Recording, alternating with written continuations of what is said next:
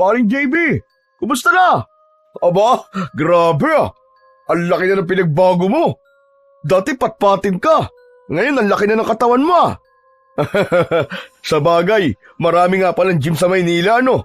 Dito kasi sa probinsya, lalaki ang katawan mo dahil sa bigat ng trabaho at sa mga gawain. Nako paring Choy, wala akong oras para mag-gym. Alam mo siguro kaya lumaki tong katawan ko dahil na rin sa bigat ng trabaho ko dun sa pabrika. Ano nga pala nangyari sa trabaho mo ron? Alam mo paring JB, para sa akin mas maganda pa rin ang buhay dito sa probinsya eh. Hindi man kagaya ng sahod sa Maynila, pero hindi malaki ang gastos dito. Hindi kagaya sa Maynila na ang tataas ng bilihin. Pambihira. O ito, nakita mo ba tong bahay ko to? Napatayo ko lang ito dahil sa pagtatrabaho ko kay Don Miguel sa gilingan niya ng palay. Wow, ayos ah. Asensado ka na pala pare. Masaya ako para sa'yo. Ako kasi, kahit na anong kayod hindi ako makapag-ipon eh. Siguro nga, tama ka na ang laki nga ng gastos sa Maynila. Kaya kahit anong laki ng sweldo mo, sa mga kailangan lang bayaran mapupunta. Pero alam mo pare, masaya ako na bumisita ka rito eh. Ang tagal na natin di nagkikita. 3 taon na rin yata mula nang huling beses tayo nag-usap. Kaya masaya ako ngayon pare, dahil nakita tayo muli. Napangiti si JB sa sinabing yun ni Choy. Humigop siya ng kape na ibinigay nito sa kanya nung dumating siya sa bahay ng kanyang kaibigan. Oo nga pare, parang kailan lang yun no? Ikaw ba paring Choy? Hindi mo ba namimiss ang Maynila? Ano naman ang mamimiss ko sa Maynila pare? Yung traffic at gulo? Mas maganda ang buhay ko rito pare. At least dito, may mapagkuunan ng kabuhayan kahit papano. Tumango si JB, ngunit hindi pa rin niya masabi kagad ang dahilan ng kanyang pagpunta ron. Saglit siyang tumingin sa kabuuan ng sala ng bahay ni Choy. May katamtamang laki ang bahay ng kaibigan niya. Meron itong kwarto at kusina. Medyo magulo, ngunit masasabi niyang mas okay yon dahil sarili nito ang bahay at lupa. Paring Choy, meron sana akong hihinging pabor sa'yo eh. Kaya ako nagpunta rito dahil doon. Oh, anong pabor naman yan pare? Pare, kakapalang ko na ang mukha ko ha. Baka pwedeng makituloy muna ako dito sa bahay mo. Sandaling natahimik si Choy. Ilang segundo itong nakatingin sa kanya. Tumikhim ito at saka muling nagsalita. Bakit pare? Ano ba nangyari? Ang totoo niyan paring Choy natanggal ako sa trabaho sa pabrika. Ha? Paano naman nangyaring natanggal ka ron? Hindi ba dikit ka sa supervisor doon? Kaya nga Saka alam mo namang hindi ako pabaya sa trabaho, di ba? Pero may isang kasamaan na ako ron na nainggit sa akin dahil paborito ko ng supervisor namin. Yun, siniraan ako. Pinalabas niya na may ninakaw akong materyales sa bodega. Ano? Naniwala naman yung supervisor mo?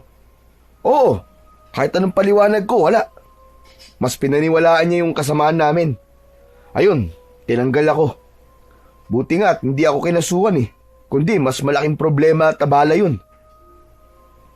Napakamot si Choy sa kanyang batok. Langya, iba talaga nagagawa ng inggit pare no? Sa dating pabrikang pinagtatrabahuan ni JB, nagsimula ang pagkakaibigan nila ni Choy. Kapwa sila manggagawa roon at parehas na mga bagong salta sa syudad. Sa unang buwan pa lang ay nagkasundo na silang dalawa. Ano pare, ayos lang ba sa'yo na dito muna ako makituloy sa inyo? Pasensya ka na talaga Wala na kasi akong ibang malalapitan Alam mo naman, parehas na tayong ulila. Wala namang problema sa akin yung paring JB. Yun nga lang, dito ka sa sala matutulog. Iisa lang kasi ang kwarto ko Tapos pang-isahan tao lang ang higaan doon. Wala namang problema ron paring Choy. Kahit nga sa banyo pwede ako matulog Isa pa JB, Hindi naman kalakihan ang kinikita ko rito. Hindi yung kakasya para sa atin dalawa. Alam mo na ang ibig ko sabihin. Naiintindihan ko yung paring Choi. Bala ko naman talaga maghanap ng trabaho kaagad para makatulong ako sa isa gastusin. Nakakahiya kasi kung makikita na nga lang ako tapos pabigat pa ako. Kung ganun pare, aprobado na. Walang problema. Napangiti si JB. Hindi niya akalaing ganun pa rin kabuting kaibigan si Choi kahit matagal na silang hindi nagkita at nagkausap. Hindi talaga siya nagkamali ng taong nilapitan. Paring Choi, maraming salamat talaga. Hindi mo alam kung gaano kalaki na itulong mo sa akin. Ayos lang yun. Basta kung may kailangan ka, sabihin mo lang. Huwag ka mahihiya. Ano ba't naging magkaibigan tayo, di ba? Matapos yun, ay tinulungan ni Choi si JB sa pag-aayos ng mahihigaan niya sa sala. Nang sandaling yon, ay determinado si JB na bumangon muli. Nang sumunod na araw, ay maagang gumising si JB. Matapos ang almusal ay nagpaalam siya kay Choi na magtutungo sa bayan upang maghanap ng trabaho. Ngunit sa ilang pinuntahan niya roon na may bakante ay hindi siya natanggap. Lumipas pa ang 2 hanggang 4 na araw na wala pa rin nahahanap na trabaho si JB. Dahil doon, tila nais niya ng panghinaan ng loob. Isang hapon, bagsak ang balikat na umuwi si JB sa bahay ni Choi. Nadatnan niya ang kaibigan na nakaupo sa mahabang upuan sa labas ng bahay nito habang umiinom ng kape.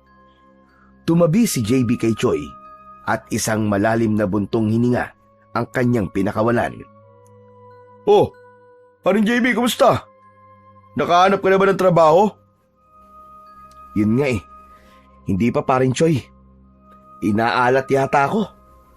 Ilang araw na ako naghahanap ng trabaho pero parang walang gustong tumanggap sa akin Ganun ba? Sayang naman. Pero wag ka mawala ng pag-asa, paring JB. Baka bukas o sa susunod na araw, makatsamba ka rin. Sana nga magdilang anghel ka, paring Choi. Ayoko namang umasa lang sa'yo habang nandito ako. Magkaiba pala tayo. Kasi, nung bumalik ako rito sa baryo namin, ay nakahanap kagad ako ng trabaho. Alam mo, paring JB, swerte talaga ako sa trabaho ko sa sakahan ni Don Miguel Alam mo ba, sa lahat ng tauhan niya, ay ako ang pinakapaborito ni Don Miguel. Talaga? Bakit naman? Kasi naman, ako ang pinakamatyaga sa trabaho. Wala akong reklamo kahit gaano kainit sa bukid.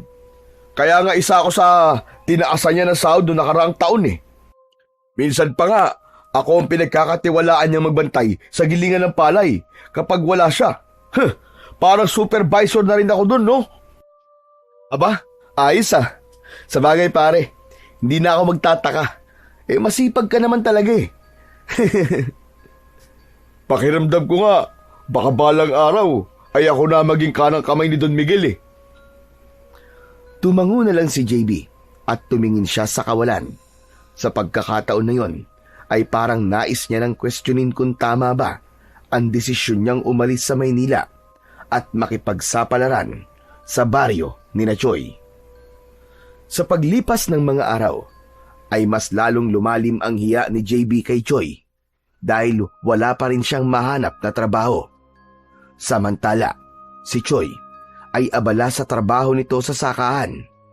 Madalas itong umuuwi ng pagod, ngunit masaya at palaging may kwentong dala tungkol sa naging araw nito. Paulit-ulit nitong ipinagmamalaki kay JB na paborito ni Don Miguel at kung paano ito napupuri lagi ng mayamang lalaki. Lalo lang nadagdagan ang bigat na dinadala ni JB. Hindi niya gustong manatili sa bahay ni Choi nang walang naiaambag. Hindi siya ganong klaseng tao. Kahit paano, ay meron naman siyang hiya sa kanyang katawan. Kaya isang gabi, habang kumakain sila ng hapunan, ay sinabi na ni JB ang isang desisyon na ilang gabi na niyang pinag-iisipan. Paring Choi, sobra na ako nahihiya sa'yo Ilang araw na akong palamunin dito pero wala pa rin ako na itutulong. Yun na nga. Naisipan ko nang umalis na lang. Oh, bakit pa naman iniisip yan, pambihira ka? Hindi naman kita pinapaalis Alam ko. Pero hindi ko rin naman pwedeng abusuin ng kabaitan mo, pare. Kaya babalik na lang siguro ako sa Maynila at muling makikipagsapalaran doon. May babalikan ka pa ba sa Maynila, pare? Ang totoo, hindi na ako sigurado Pero susubukan ko na lang ulit, pare. Hindi agad nagsalita si Choi. Napansin ni JB na tila nag-iisip ang kanyang kaibigan. Maya-maya pa ay inilapag ni Choi sa plato nito ang hawak nitong kutsara at tinidor, saka tumingin sa kanya ng matiim.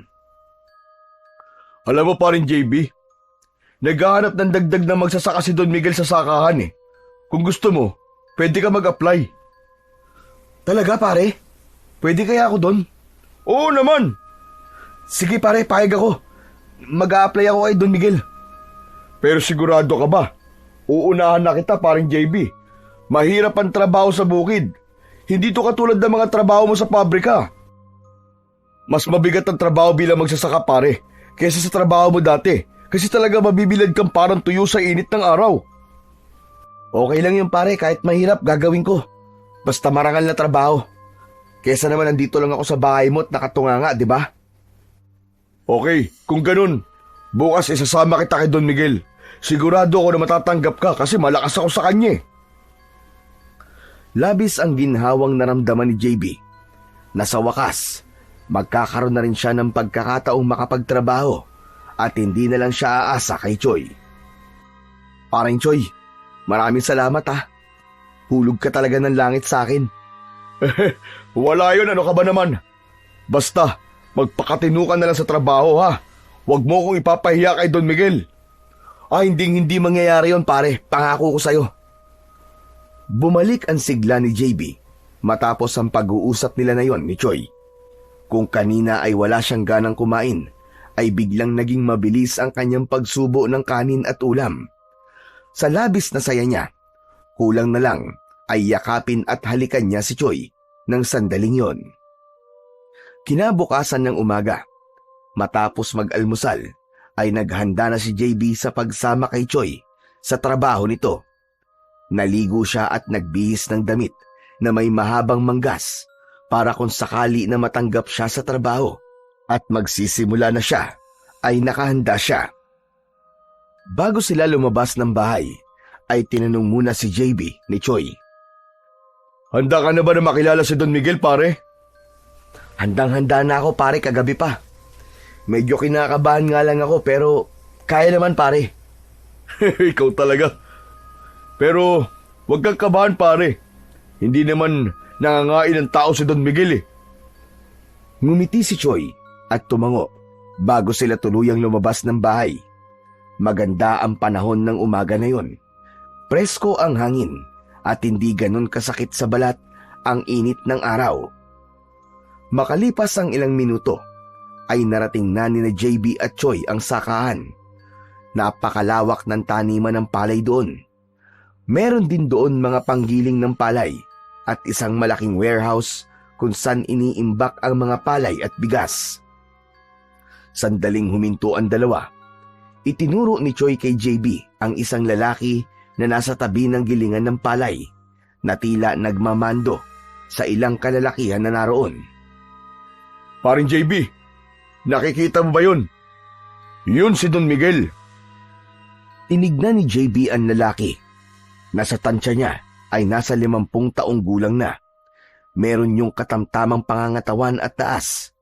Nakasuot ito ng simpleng polo at kaki na pantalon. Habang palapit sila kay Don Miguel, ay nakaramdam ng kaba si JB. Alam niyang importante ang magiging impresyon niya kay Don Miguel. Kaya kahit kinakabahan, ay nilakasan niya ang kanyang loob. Pagdating nila sa harapan ni Don Miguel, ay kagad na bumati si Choi. Magandang araw po sa inyo, Don Miguel. Magandang umaga rin naman sa iyo, Choi. May kasama ka yata? Opo. Gusto ko po sanang ipakilala po sa inyo ang kaibigan ko, si JB. Magandang araw po sa inyo, Don Miguel. Tinitigan si JB ni Don Miguel na para bang sinusuri siya nito mula ulo hanggang paa. May kailangan ba kayo sa akin? Gusto po sana niyo magtrabaho sa sakahan niyo. Ay, ganun ba? Tamang-tama pala. Nangangailangan ako ng dagdag na magsasaka. Pero, may karanasan ka na ba sa pagsasaka, JB? Wala pa po. Pero handa naman po ako matuto ng lahat ng dapat kong malaman. Kung wala ka pang karanasan sa ganitong klase ng trabaho, ano ang nagtulak sa'yo para gustuin mo magtrabaho sa sakahan ko? Mangyaring Don Miguel, kailangan ko po talagang kumita ng pere. At alam ko pong marangal ang trabahong ito. Wala pong kaso sa akin kahit mahirap po ang pagiging magsasaka. Ang importante po sa akin ay ang marangal ang trabaho ko. At kasundo ko po ang lahat ng aking katrabaho. At siyempre, ang magiging amo ko. Bahagyang ngumiti si Don Miguel na waring natuwa sa sagot ni JB. Maraming bumibitiw sa ganitong trabaho dahil sa hirap. Sigurado ka bang kaya mo? Sigurado po ako, Don Miguel. Ako po ang klase ng tao na hindi agad sumusuko. Mabuti. Mas gusto ko ang taong pursigido kaysa sa taong may karanasan nga pero wala naman tiyaga. Nagustuhan ko mga sagot mo, JB. Choy, ikaw na ang bahalang magturo sa kanya ng kailangan niyang malaman at gawin. Ariglado po, Don Miguel. Maraming salamat po. Muling ibinalik ni Don Miguel ang tingin niya kay JB. Simula ngayon, isa ka na sa mga magsasaka ko. Maaari ka na magsimula kagad sa araw na ito. Talaga po? Maraming salamat po, Don Miguel. Huwag mo muna akong pasalamatan. Patunayan mo na tama ang desisyon ko. Natanggapin ka. Opo, Don Miguel. Gagawin ko po ang lahat na makakaya ko. Tumango si Don Miguel. Matapos yun, ay nagpaalam na ito at naglakad papunta sa loob ng warehouse. Hindi makapaniwala si JB na ganun kadali ang magiging interview sa kanya ni Don Miguel. Bahagya siyang napapitlag nang maramdaman ang pagtapik ni Choy sa kanyang balikat. Ayos ka rin ah. Mukhang nagustuhan ka ni Don Miguel. Kaya nga eh. Salamat parin Choy ah. Kung hindi dahil sa'yo pare, malamang hanggang ngayon eh, wala pa rin akong trabaho. Sus! Malit na bagay pare. Huwag na natin palakihin. Oh, ano pang iniintay mo? Tara na! At simulan na natin ang unang araw mo bilang isang magsasaka. Ngumiti si JB at sumunod kagad siya sa kaibigan niyang si Choy. Alam niyang mahihirapan siya sa simula, pero handa siyang patunayan kay Don Miguel at Choy na kayang-kaya niya ang trabahong ipinagkatiwala sa kanya. Matapos yun, ay agad na sinamahan ni Choy si JB sa palayan upang ipakita ang mga dapat niyang gawin. Mainit ang araw, pero hindi niya inalintana ang sikat ng araw sa kanyang balat. Mas pinili niyang mag-focus sa bawat itinuturo ng kaibigan niya. Okay, ganito. Ang una mong dapat matutunan ay ang tamang paraan ng pagtatanim. Dapat pantay ang distansya ng mga lupa para hindi magsiksikan at tumubo sila ng maayos. Maingat na pinanood ni JB ang kilos ni Choy bago niya yon ginaya. Sa unang subok niya ay hindi pantay ang kanyang pagkakatanim, kaya napailing si Choy at muling ipinakita kung paano yon ginagawa ng tama. Pambihira, dapat kasi ganito. Hindi bara-bara. Huwag ka muna magmadali, lalo na't hindi ka pasanay. Ang hirap naman pala nito, paring Choy. Akala ko madali lang. Wala namang madali sa trabahong bukid eh. Pero kapag nasanay ka na, ay sisiw na to para sa'yo. Sunod nilang ginawa ay ang pagbubungkal ng lupa gamit ang araro. Pinagmasdan ni JB kung paano hinawakan ni Choy ang lubid at kung paano nito ginagabayan ang kalabaw. Matapos ang ilang pagpapaliwanag, ay ipinasa ni Choy sa kanya ang lubid.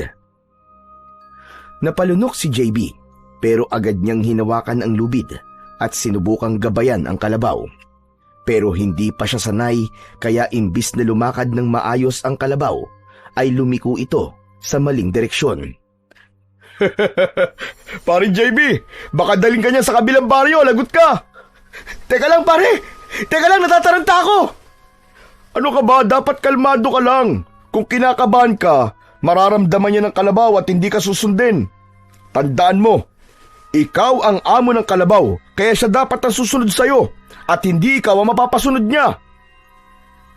Sinubukan ulit ni JB at sa pagkakataong yun ay mas naging maayos ang kilos ng kalabaw. Pawisan na siya at pagod, pero may nararamdaman siyang kasiyahan dahil kahit paano ay nakukuha na niya ang dapat niyang gawin. Naramdaman din niya ang kakaibang saya sa pagtatrabaho sa bukid, ang preskong hangin, ang tunog ng mga ibon, at ang pakiramdam ng pagiging produktibo. Habang abala si JB sa ginagawa, ay napansin niya doon si Don Miguel na nakatayo sa hindi kalayuan at pinapanood sila. Agad siyang nagpatuloy sa ginagawa at mas sinipagan pa niya. Oh, paring JB, umayos ka. Mukhang pinapanood ka ni Don Miguel, oh. Tignan mo. Sige pare, galingan mo. Pero sa tingin ko, iniisip ni Don Miguel na hindi mo mapapantay ng husay ko sa pagtatrabaho, kaya ako pa rin na magiging paborito niya. Pare, wala naman ako rito para agawin ang posisyon mo na paborito ni Don Miguel eh. Gusto ko lang talaga magtrabaho. Ikaw talaga, hindi naman yan ang ibig ko sabihin eh. Gusto ko lang ipaalam sa'yo na marami na nagtatrabaho rito pero kahit anong sipag nila, hindi nila naranasan ang pagtratong nararanasan ko ngayon kay Don Miguel. Iba ako pare, matindi ako eh. Ako ang pinakamagaling. Bahagyang napakunot si JB sa sinabi ni Choi. Napansin niyang may bahid ng kayabangan sa tono ang kaibigan niya. Hindi lang yun simpleng pagyayabang, pero parang ipinagmamalaki talaga ni Choi na espesyal ito sa mata ni Don Miguel. Pero hindi lang niya pinansin yun. Sa halip, ipinagpatuloy niya ang kanyang ginagawa at doon na siya nag-focus upang madali niyang makabisado ang kanyang trabaho. Kinagabihan, habang kumakain ng hapunan sina JB at Choi sa maliit na hapag sa bahay ni Choi, ay hindi maitago ni JB ang saya habang ikinikwento ang nangyari kanina sa unang araw niya sa trabaho. Alam mo, sa palagay ko paring Choi, sa pagsasaka talaga ako nakatadhana. Mahirap ang trabaho na magsasaka. Pero yung pakiramdam na tayo nagtatrabaho para may makain ng maraming tao, ay napakasarap sa pakiramdam pare. Sinabi mo pa paring JB. Pero sabi ko na sa iyo eh, malakas ako kay Don Miguel. Kita mo naman, di ba? Tinanggap ka niya kagad sa trabaho. Kasi nga, ako ang nagrekomenda sa'yo. Aba, kung ibang tao yun, naku po, baka pinaghantay ka pa o hindi ka nalang tinanggap. Napangiti si JB habang ngumunguya ng pagkain. Alam niyang may bahid talaga ng pagyayabang ang tono ng kaibigan, pero sa halip na mainis, ay mas pinili niyang pasalamatan ito. Oo nga paring Choi, kung hindi dahil sa'yo baka hanggang ngayon, wala pa rin akong trabaho. Salamat talaga pre ah. Aba, natural lang yun. Kapag kaibigan mo ko, siguradong madadamay ka sa biyayang matatanggap ko. Tumawa lang si JB at nagpatuloy sa pagkain. Alam niyang mayabang talaga si Choi, pero hindi naman niya maitatanggi na malaki talaga ang naitulong nito sa kanya. Sa mga sumunod na araw, ay unti-unting nasanay si JB sa buhay sa bukid.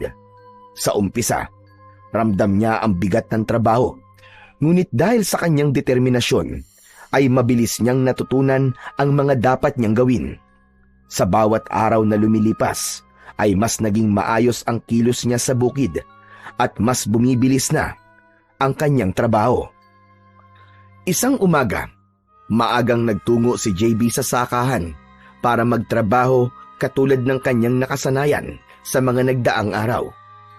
Habang nagwawalis ng mga natirang ipa ng palay, ay natanaw niya ang ilang trabahador na nagkukumpulan malapit sa gilingan ng palay. May kakaibang ingay siyang narinig na parang may kung anong problema sa gilingan ng palay. Nasa tabi ni JB ang kanyang paring Choi na abala sa pagsasalansan ng mga sako ng palay. Ano kayang nangyayari doon? Walang sinagot si Choi at diretso na itong lumapit sa grupo ng mga trabahador. Napansin ni JB na naroroon si Don Miguel. Nakakunot ang noo nito at tila problemado. Sa pagkakataong yon ay hindi na napigilan pa ni JB ang sarili at sumunod siya kay Choi para alamin ang nangyayari. Paglapit niya ay narinig niya ang usapan nina Don Miguel at Choi. Choi, ano bang gagawin natin dito? Nasira ang isang gilingan. Hindi na gumagana ng maayos. Tinignan ni Choi ang makina at pinakiramdaman ang tunog nito saka tumango. Ang pinakamainam po ay ipaayos po kagad natin yan, Don Miguel. Mas mabuti nang gumastos ka ngayon kaysa lumala pa po ang sira at mas lumaki pa ang gastos. Napansin ni JB ang makina at lumapit pa siya roon ng konti. Mula sa itsura nun ay naisip niyang baka kaya niyang ayusin ang sira. Baka naman pwede ko pong silipin muna. Lumingon si Choi kay JB at bakas sa mukha nito ang pag-aalinlangan. Aba, teka pare, baka mamaya ay mas lumala pa ang sira niyan kapag ginalaw mo. Mahal ang pyesa niyan, parang JB. Hindi mo naman linya ang ganyan, di ba? Pero hindi pinansin ni JB ang sinabi ng kaibigan niyang si Choi. Yumuko siya sa makina at maingat na inspeksyon ang bawat bahagi nun. Napansin niya kagad ang problema. Isang tornilyo ang maluwag at may bara sa loob na nagpapatigil sa tamang pag-ikot ng makina. Mukhang kaya ko pong ayusin to, Don Miguel. Pero kailangan ko po ng ilang gamit sa pag-aayos. Nang tingnan ni JB si Choi, ay napansin niya ang pagdududa sa paraan ng pagtingin nito sa kanya. Ngunit dahil alam niya na kaya niyang ayusin yon, ay mas naniwala siya sa kanyang sarili. Agad namang nag-utos si Don Miguel sa isang tauhan nito na ikuha si JB ng tools. Pagkaraan ng ilang minuto ay bumalik ang tauhan, dala ang mga kakailanganin ni JB. Agad na sinimulan ni JB na ayusin ang makina ng gilingan ng palay. Lahat ay nakatingin sa kanya, kaya medyo nakaramdam siya ng kaba. Maingat niyang hinigpitan ang maluwag na tornilyo at tinanggal ang bara. Matapos ang halos 20 minuto, ay sinubukan niyang paandarin muli ang makina. Nagkaroon ng ilang saglit na katahimikan bago tuluyang gumana ng maayos ang gilingan. Nagpalakpakan ang mga trabahador na naroon at pinuri pa ng ilan si JB. Napangiti si Don Miguel at tumangutango na halatang natuwa sa nangyari. Tinapik pa nito sa balikat si JB. Napakahusay, JB. Ilang minuto lang, naayos mo na kaagad. Iniligtas mo ko sa malaking gasto sa pagpapaayos niyan. Teka, paano mo nalaman kung ano ang sira? Don Miguel, may alam po kasi ako kahit papano sa pag-aayos po ng makina eh. Noon po sa Maynila ay nagtrabaho po ako sa isang maliit na talyer. Natuto po ako doon kung paano po ayusin ang ilang sirang makina. Biruin mo nga naman. May alam ka pala sa ganyan. Ang dapat sa gaya mo ay binibigyan ng reward. Naku, hindi na po kailangan, Don Miguel. Maliit na bagay lang naman po yan eh. O sige, ikaw ang bahala. Pero napakahusay mo. Pinahanga mo kaming lahat dito. Biglang lumapit si Choi at inakbayan si JB na parang proud na proud ito sa ginawa niya. Aba, syempre. Kaibigan ko kaya ito, Don Miguel. Kanino pa ba ito magmamana kundi sa akin? Natawa si JB habang umiiling, pero sa loob-loob niya ay masaya siya na kahit paano ay naipakita niya ang iba pa niyang kakayahan. Para sa kanya ay sapat nang makita niyang masaya si Don Miguel sa kanyang naitulong at hindi niya na kailangan ng kahit na anong reward. Matapos ang maghapong trabaho sa bukid, ay naglakad na pauwi sina JB at Choi. Malamig ang simoy ng hangin ng mga sandaling yon at unti-unti nang lumulubog ang araw sa kanluran. Ramdam ni JB ang pagod sa buong katawan, pero masaya siya dahil natapos nila nang maayos ang gawain nila sa sakahan. Paring JB, kung ano lang ang trabaho mo sa sakahan, yun lang ang gawin mo, ha? Napakunot noo si JB at tinignan ng kaibigan. Anong ibig mong sabihin, paring Choi? Yung ginawa mo kanina, yung pag-aayos mo sa gilingan. Alam ko magaling ka, pare, pero hindi tama yun. Paano pala kung lalo nasira? Baka ikaw pang pagbayarin ni Don Miguel. Aba, hindi mo alam kung magkano yun at baka ilang taong ka magbabayad sa kanya. Pero pare, naayos ko naman, di ba? Wala naman naging problema eh. Umiling si Choi at tumingin sa kanya ng seryoso. Oo nga. Paano nga kung hindi? Paano kung lalo pang lumala? Ayoko magkaroon ka ng mas malaking problema, paring JB. Nagmamalasakit lang ako sa'yo bilang kaibigan mo. Naiintindihan ko, paring Choi. Pasensya ka na kung nakialam ako kanina. Tumango si Choi habang patuloy sila sa paglalakad. Ilang sandali pa, nakarating na sila sa bahay ni Choi. Pinag-isipan niya ang sinabi ng kanyang kaibigan at kahit papano ay napagtanto niya na may punto ito. Isang hapon sa sakahan, habang abala si JB sa pagbubungkal ng lupa, ay natanaw niya si Don Miguel at Choi na nag-uusap malapit sa kanya. Nasa gilid ang mga ito ng sakahan, malapit sa kanal na dinadaluyan ng tubig para sa irigasyon. Mula sa pwesto ni JB, ay dinig na dinig niya ang ilang bahagi ng usapan ng dalawa. Choi, kailangan natin masigurong may sapat na tubig ang mga palayan sa susunod na anihan. Ano sa tingin mo ang pinakamagandang gawin? Narinig ni JB na nagsalita si Choi tungkol sa kasalukuyang sistema ng irigasyon, kung paano ito gumagana at kung saan may kakulangan. Napansin niyang tila nag-aalinlangan ng kaibigan niya sa pagbibigay ng konkretong solusyon. Sa gitna ng pag-uusap ng dalawa, ay biglang lumingon si Don Miguel kay JB at tinawag siya. JB, halika nga rito sandali. Iwanan mo muna yung ginagawa mo. Nagulat si JB at lumapit siya sa dalawa.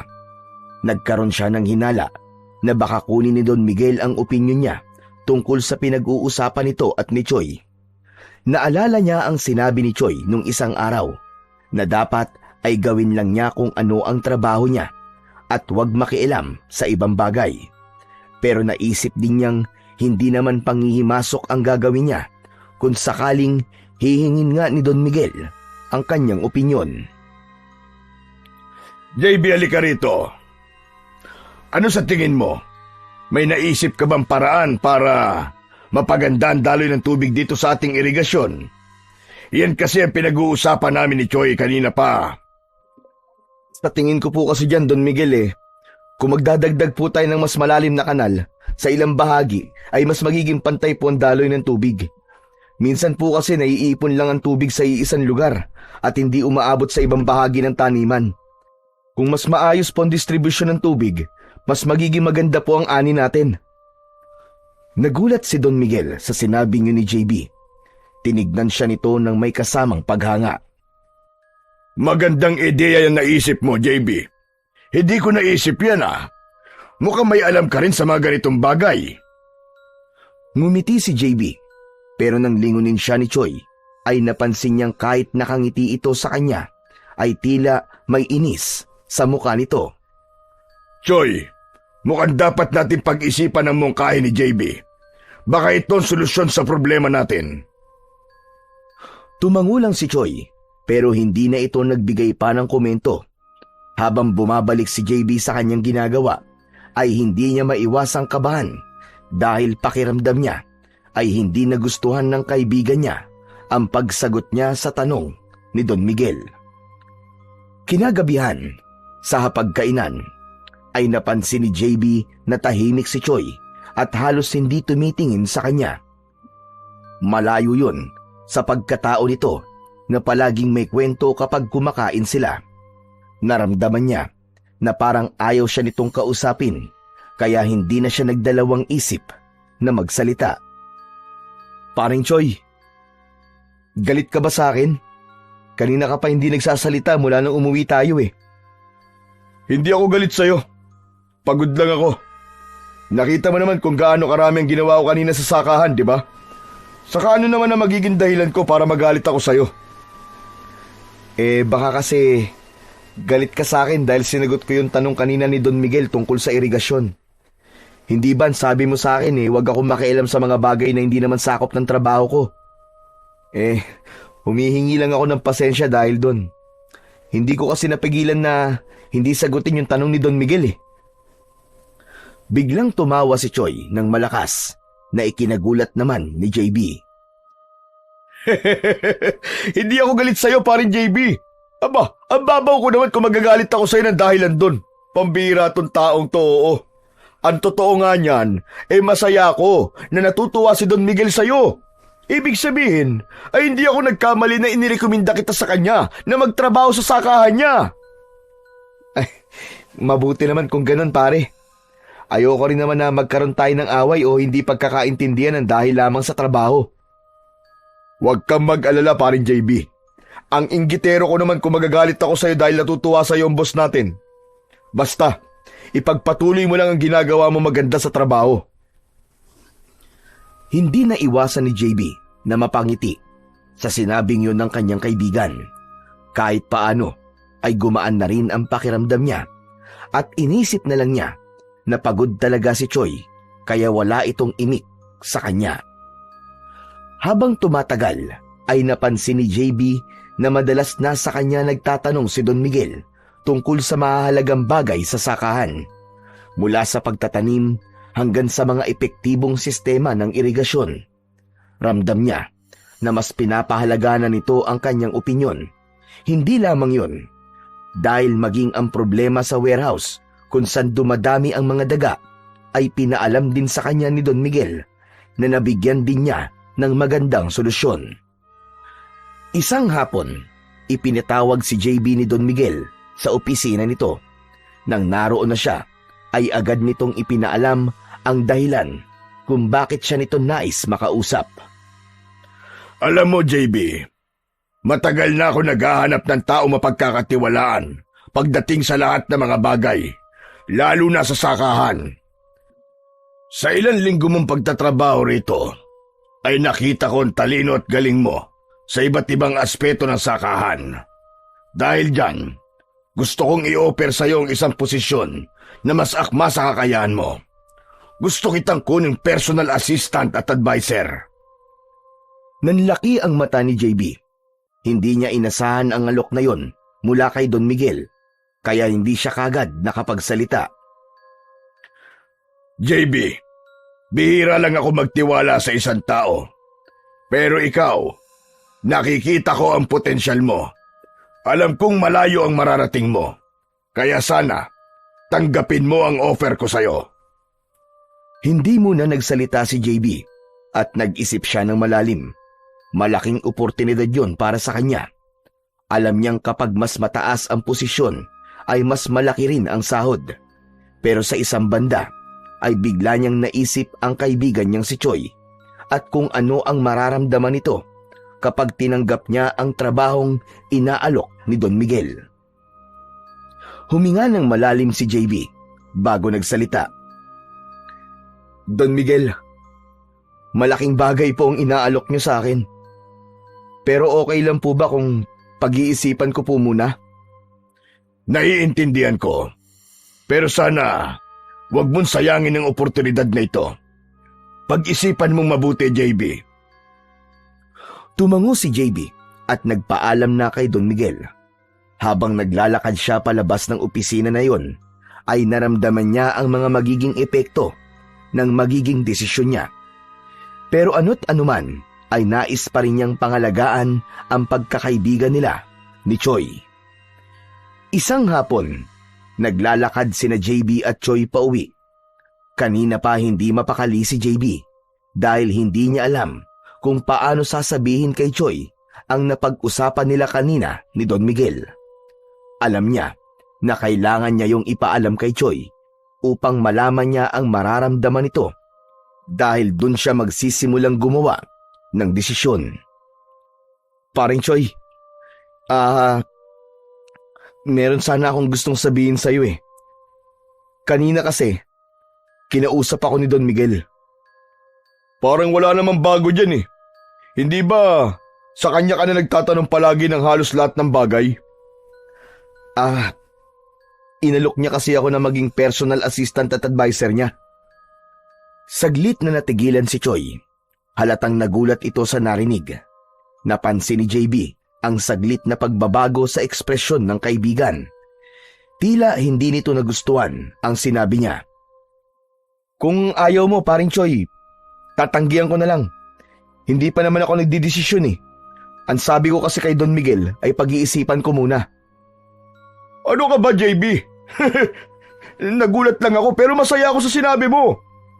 Huwag mo nang pakawalan yan. Bihira lang ang ganyang pagkakataon. Talaga, paring Choi?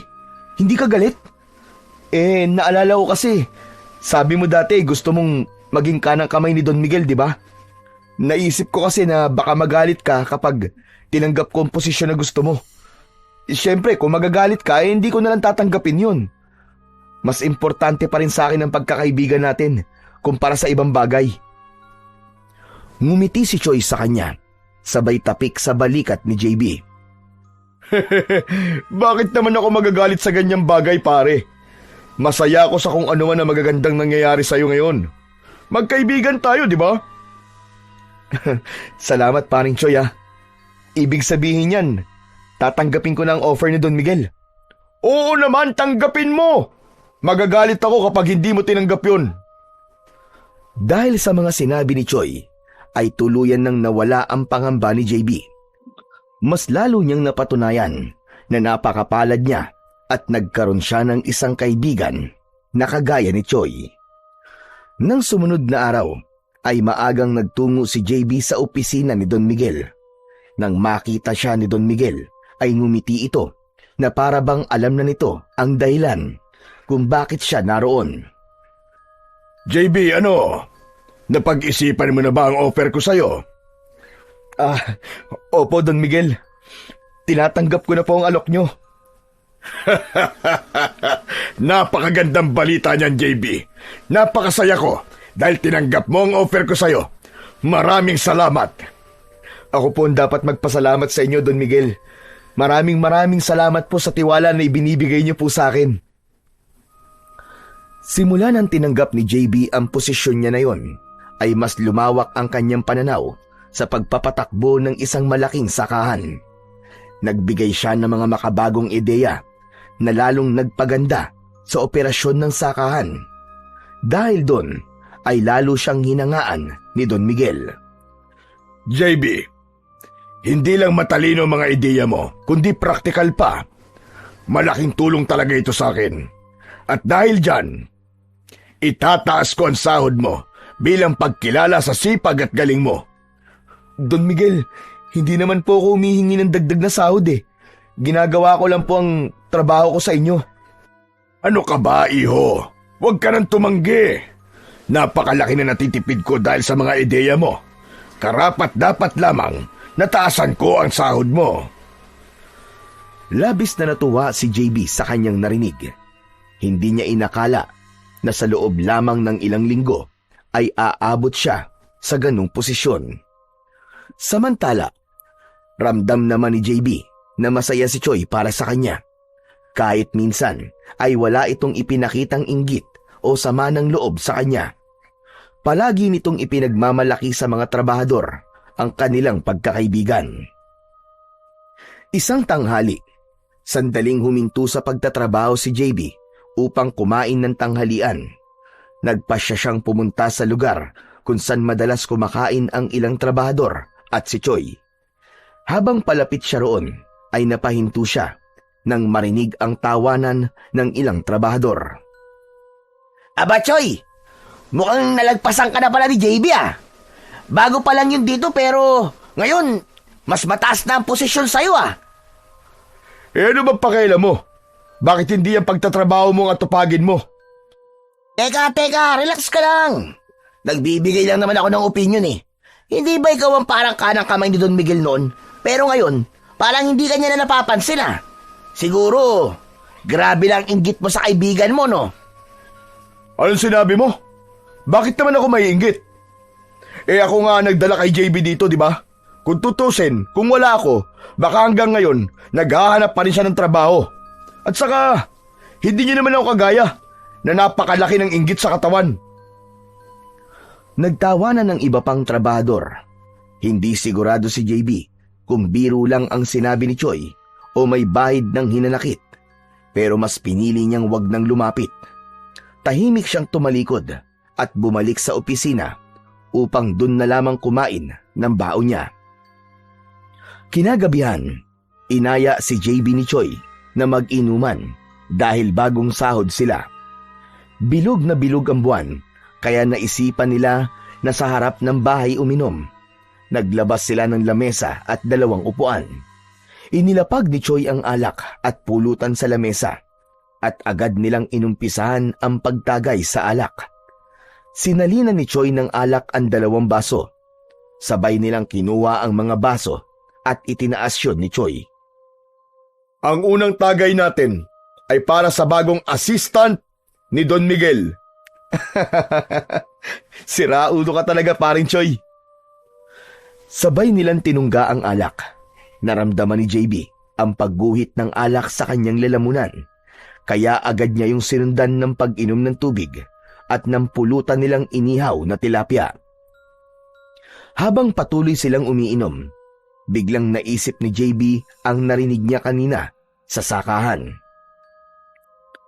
Alam mo, paring Choi, narinig ko kanina yung usapan nyo kanina sa sakahan eh. Nako, wag mo nang isipin yung paring JB. Wala yun. Kilala mo naman ang mga katrabaho natin. Mahilig mang Alaska. Alam ko naman yun eh. At ramdam ko naman na masaya ka para sa akin, paring Choi. Kaya lang parang ayoko naman na masira ang pagkakaibigan natin dahil lang sa mga biro at pang-Alaska nila. Ito ang tandaan mo, paring JB ha. Walang kahit na ano o sino ang makakatibag ng pagkakaibigan natin. Basta ipagpatuloy mo lang ang magagandang trabaho mo kay Don Miguel. Yun ang importante. Tumango si JB at muling uminom. Unti-unti na siyang tinatamaan ng alak. Medyo bumigat na ang kanyang ulo at mas lumalim ang kanyang paghinga. Nakangiti siyang nakasandal sa upuan habang pinagmamasdan ang kalangitan. Paring Choi, ang ganda ng buwan ngayon, oh. Kaya nga Pero alam mo ba, na kapag ganyang bilog ang buwan, ay may aswang dito? Ha? Totoo ba, pare? May aswang dito? Biro lang. Sandali lang, paring JB ah. Iihi lang ako sa likod ng bahay. Balik agad ako.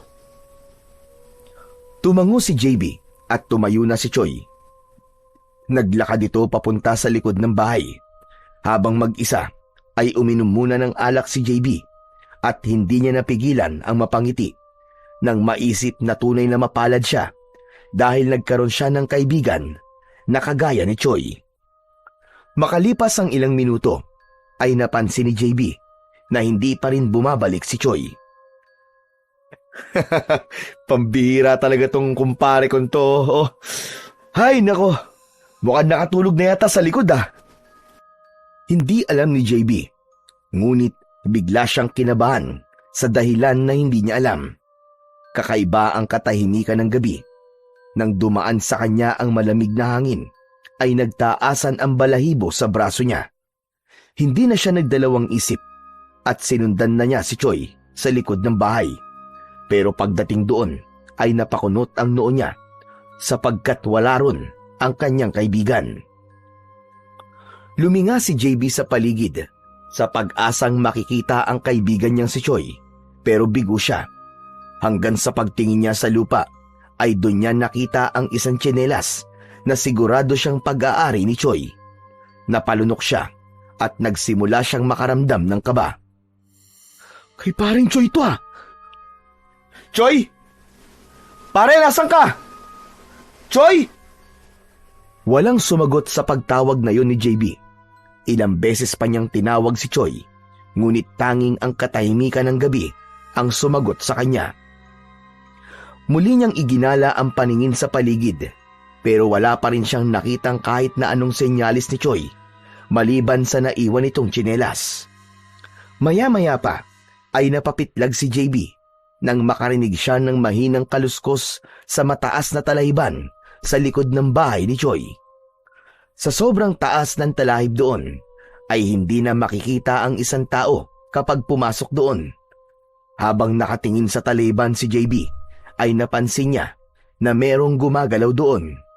Kahit may posibilidad na meron dong ahas, ay pinasok pa rin niya ang talahiban sa pag-aakala na naroon ang kanyang kaibigan.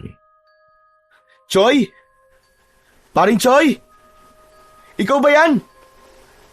Pare, huwag ka naman magbiro ng ganyan, pare. Hindi na nakakatuwa. Wala pa rin nakuwang sagot si JB. Habang naglalakad siya sa talayban, ay palakas ng palakas ang kaluskos.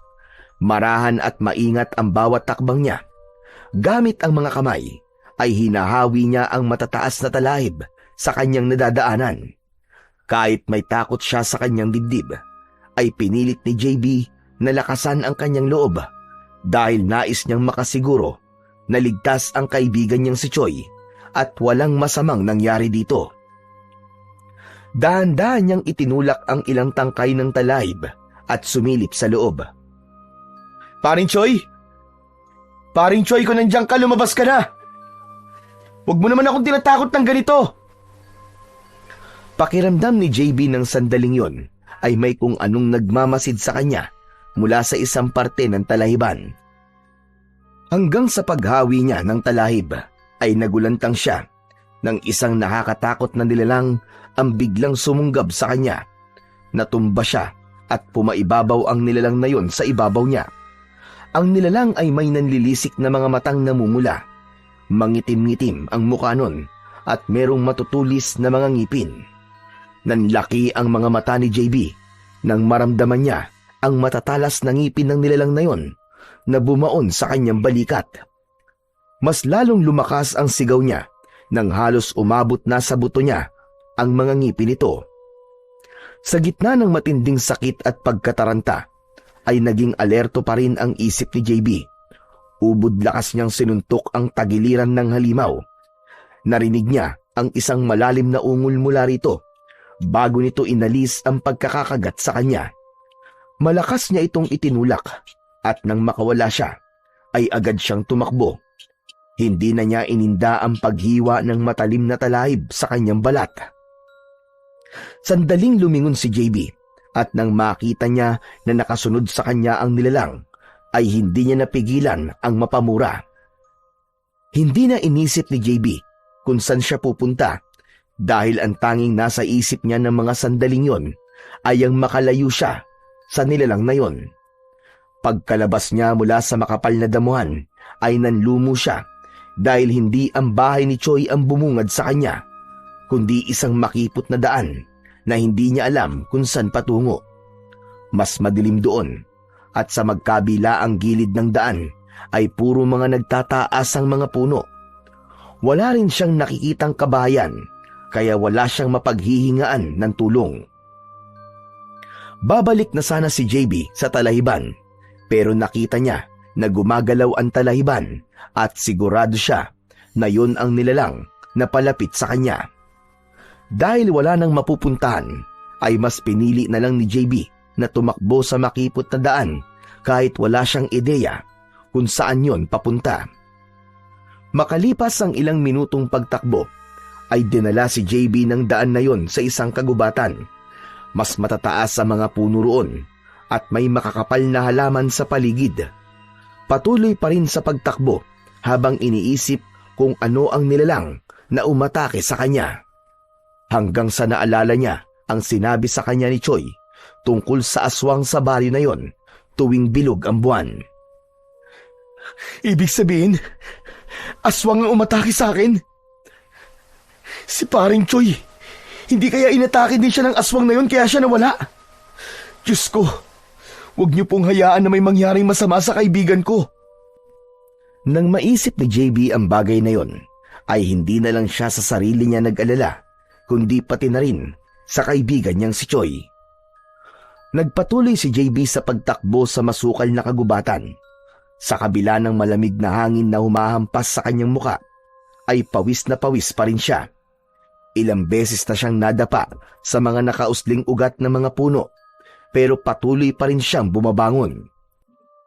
Isang mabilis na paglingon ang ginawa niya at muli siyang napamura sapagkat nakasunod pa rin sa kanya ang aswang. Hindi lang yun tumatakbo, kundi nagpapalipat-lipat din yun ng sanga ng mga puno na parabang isa yung unggoy. Alam ni JB na kapag tumagal siya sa pagtakbo ay mapapagod na siya at malaki ang posibilidad na maabutan siya ng aswang. Sinubukan niyang iligaw ang aswang. Nagtago siya sa likod ng mga puno at lumusot sa makakapal na halaman. Hindi siya huminto sa pagtakbo hanggang sa hindi niya napansin ang pababang daan sa kanyang unahan. Pagtapak niya roon ay hindi niya naramdaman ang lupa at bigla siyang natumba at nagpagulong-gulong siya papunta sa ibaba. Impit na napasigaw si JB nang maramdaman niyang tumama ang noo niya sa katawan ng nakatumbang puno. Aray ko! Ano bang kamalasan ang nangyari sa akin sa gabing ito? Kahit nanlalabo ang paningin dahil sa sugat sa noo, ay pilit pa rin tumayo si JB.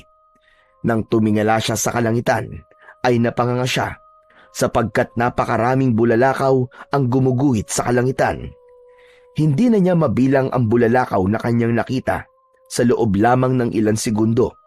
Pakiramdam niya ay nakalimutan niya ng sandali na nasa gitna siya ng malaking panganib na maaaring maging mitya ng buhay niya. Hanggang sa nagliwanag ang paligid, nanlaki ang mga mata ni JB nang makita niya ang papalapit na bola ng liwanag sa kanyang kinatatayuan. Nang mapagtanto niya na isa yung bulalakaw, ay agad siyang umalis sa kanyang kinatatayuan. Nawalan siya ng balanse at kasabay ng pagtumba niya ay ang pagbagsak ng bulalakaw malapit sa kanya. Sumabog ang bulalakaw at isang malaking piraso nun ang lumipad at direktang tumama sa ulo niya. Sa bilis ng pangyayari ay hindi na nagawang umiwas ni JB. Matapos yun ay nagdilim ang paningin niya at nawalan siya ng ulirat. Sa muling pagbabalik ng malay ni JB ay sumalubong sa kanya ang matinding sikat ng araw. Napapikit siya ulit at ikinurap-kurap ang kanyang mga mata hanggang sa nasanay na siya sa liwanag. Matapos yun ay unti-unti na siyang bumangon. Inasahan niya na masakit ang buo niyang katawan dahil sa mga nangyari kagabi, ngunit labis ang pagtataka niya nang wala siyang naramdaman na kahit na anong sakit. Kahit ang mga sugat niya ay nawala na rin. Kinapa niya ang balikat niya kung saan siya kinagat ng aswang at maging ang sugat niya ay wala na rin. Imposible! Ano to nangyari? Paano nawala mga sugat ko? Panaginip ba ang lahat ng yon? Sandaling natigilan si JB nang maramdaman niya na mayroong bagay siyang hawak sa kanang kamay niya. Marahan niyang binuksan ang kanyang kamay at doon ay nakita niya ang isang maliit na bilog na bato. Kulay itim yun, makintab at kasinlaki ng isang holen. Bumilis ang tibok ng puso ni JB nang makita niya ang itim na bato. Naramdaman niya ang kakaibang enerhiyang dumadaloy mula sa bato papunta sa kanyang katawan na parang nagpapalakas sa kanya. Ikaw ba nagligtas sa akin? Tanong ni JB habang nakatitig sa bato. Maya-maya pa ay luminga si JB sa paligid. Sa hindi kalayuan ay nakita niyang may isang bahagi ng lupa na tila sunog at may maliit na hukay sa gitna. Naalala niya ang bulalakaw na muntik nang bumagsak sa kanya. Kung ganun, hindi pa naginip pa nangyari kagabi. Ibinulsa na ni JB ang itim na bato. Naisip niya na kailangan niyang bumalik sa bahay ni Choi upang masiguro niya na ligtas ito. Hindi na siya nagsayang ng oras at nagmamadali siyang naglakad palabas ng kagubatan na yon. Makalipas lamang ang ilang minuto ay narating na ni JB ang bahay ni Choi. Ngunit pagdating niya roon ay wala ang kaibigan niya. Napuno siya ng kaba. Mabilis niyang tinungo ang sakahan ni Don Miguel at umasa siya na makikita niya roon si Choi. Pagdating ni JB sa sakahan ay nakahinga siya ng maluwag nang makita niya si Choi na abala sa pag-aayos ng mga bagong dating na sako ng pataba. Agad niya itong nilapitan at nang makita siya ni Choi ay napaatras ito sa gulat na para bang hindi ito makapaniwala na nakikita siya nito. Paring Choi! Buhay ka! Ano nangyari sa'yo kagabi? Bigla ka na lang nawala ba nagiinuman tayo? Akala ko napatay ka na ng aswang eh. Ano ka ba? Umihi lang ako tapos naisipan ko maglakad-lakad. Lasing na ako kaya nakalimutan ko magpaalam sa'yo. Pero sandali, anong aswang ang sinasabi mo? Paring Choi, may aswang. Totoo yung aswang na sinabi mo sa akin kagabi. Sa paghahanap ko sa'yo kagabi, ay napunta ako sa Talayban tapos doon na ako inatake ng aswang hanggang sa napunta ako sa gubat. Teka, sandali paring JB, hindi ko maintindihan ang sinasabi mo eh. Lasing ka pa rin ba hanggang ngayon? Ano ka ba paring Choi? Hindi ako lasing. Hulas na nga ako eh. Maniwala ka. Inatake ako ng aswang kagabi.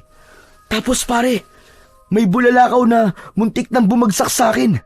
At nakuha ko to. Kinuha ni JB ang itim na bato sa kanyang bulsa at ipinakita niya yon kay Choi. Ipapaliwanag na sana niya kay Choi kung ano yon, pero parehas silang natigilan nang lumapit sa kanila si Don Miguel. JB, nariyan ka na pala. Kanina pa kita hinihintay. Sumunod ka sa opisina ko at may kailangan tayong pag-usapan.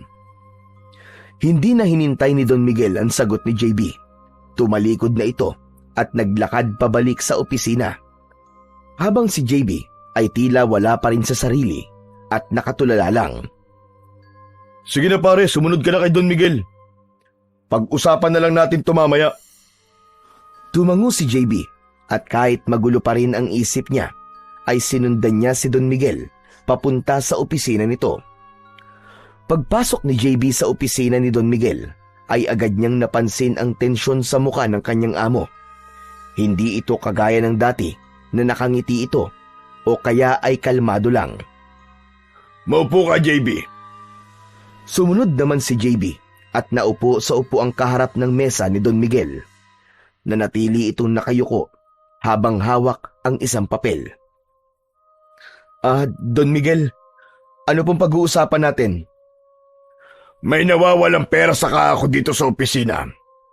Hindi lang basta pera, kundi malaking halaga ng pera.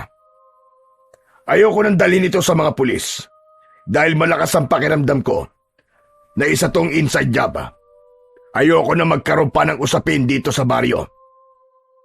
Don Miguel, may hinala na po ba kayo kung sinong kumuha?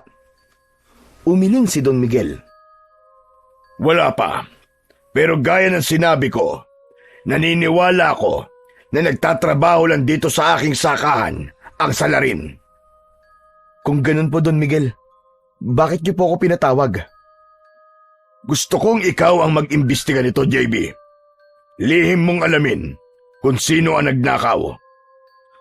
Ako po? Bakit ako po? Alam kong mapagkakatiwalaan kita, JB. Hindi ko ito pwedeng ipagkatiwala sa iba. Napakamot si JB sa kanyang batok. Kagabi pa lang ay sunod-sunod na ang mga bagay na bumabagabag sa kanya at hindi niya inasahan na madadagdagan pa pala yun. Pero dahil nais niyang tulungan si Don Miguel, ay naisip niya na yun muna ang kanyang uunahin. Sige po, Don Miguel. Susubukan ko pong alamin kung sino po nagnakaw sa pera niyo. Mabuti. Pero mag-iingat ka, JB.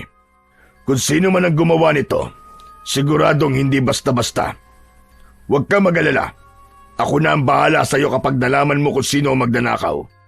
At huwag mong sabihin kahit na kanino na inutusan kita na gawin yan. Kahit sa kaibigan mo si Choi. Alam kong magkaibigan kayo, pero gusto ko na ilihim mo muna ito sa kanya. Matapos ang pag-uusap na yon, ay lumabas si JB ng opisina ni Don Miguel na mabigat ang pakiramdam. Pakiramdam niya kasi sa dami ng iniisip niya ay tila mawawala na siya sa kanyang katinuan.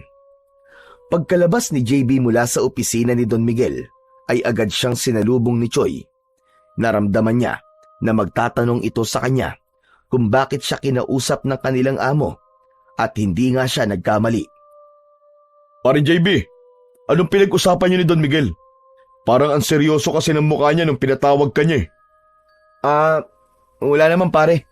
May pinapagawa lang siya sa akin. Diyos ko, akala ko naman kung ano na. Pero yung kinikwento mo kanina pare, ituloy mo na. Ano ba talaga nangyari sa'yo kagabi? Umiling si JB at nagpanggap na masama ang pakiramdam. Sa ibang araw na lang parin Choi. Medyo sumasakit ang ulo ko sa dami ng iniisip ko eh. Ikaw naman pabiting ka pa eh. Pero sige, basta pag okay ka na ha, kwento mo sa akin ha. Tumango si JB at iniwan si Choi. Dumiretso siya sa banyo ng sakahan at nang maisarado niya ang pinto, ay inilabas niya sa kanyang bulsa ang itim na bato mula sa bulalakaw.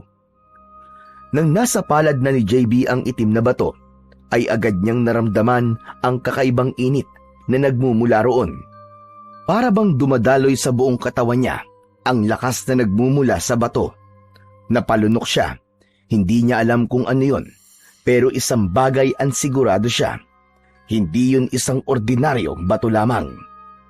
Ibinalik ni JB ang bato sa bulsa ng kanyang pantalon at nagdesisyon siya na kahit hindi siya sigurado kung ano ang batong yon, ay nagpasya na siya na itago yon. Kinagabihan, nagising si JB sa malakas na sigawan mula sa labas.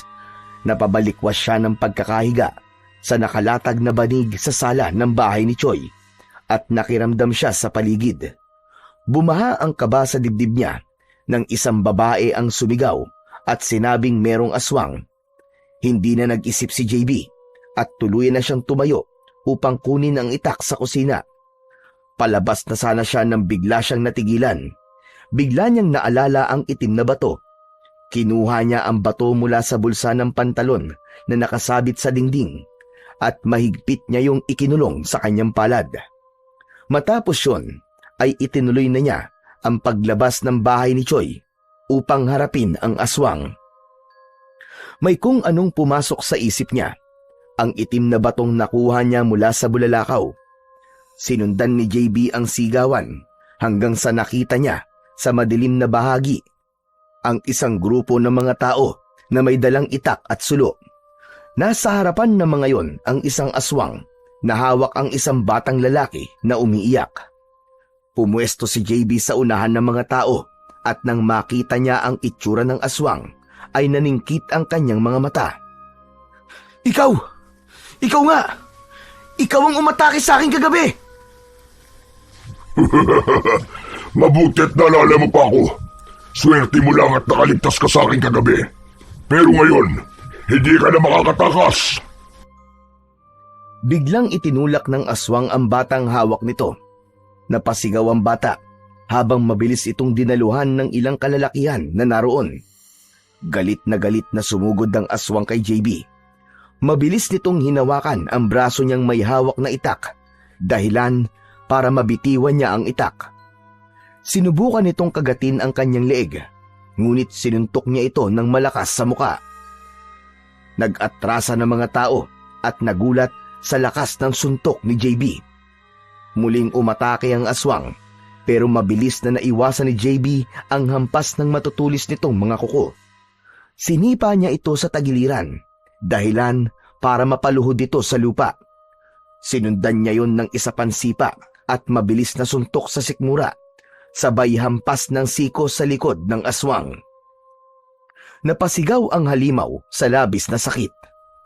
Bumuelo si JB at pinakawala ng isang malakas na sipa na tumama naman sa dibdib ng aswang.